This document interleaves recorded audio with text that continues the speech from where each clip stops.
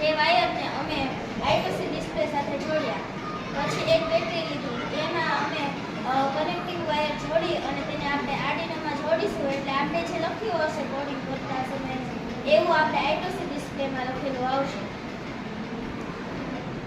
પછી આ ઓફિસમાં કામ હતું તેમાંથી આ વધ્યા તેનો ઉપયોગ કરીને અમે આ બિલ્ડિંગ અને આપણે આનો ઉપયોગ દુકાને પછી જે બસ સ્ટેન્ડ હોય તો ત્યાં કરી શકાય અને જે વસ્તુ હોય ને ત્યાં કામ લાગી શકે. જે વસ્તુ હોય એટલે બેંકમાં હોય, સોનીની દુકાનમાં હોય, બોલો. બેંકમાં, સોનીની દુકાને, પછી આપણે જેમ કે કોઈ મીઠાઈની કે ફરસાણની કે દુકાન હોય ત્યાં પણ આપણે આવી ડિસ્પ્લે લગાડી શકીએ.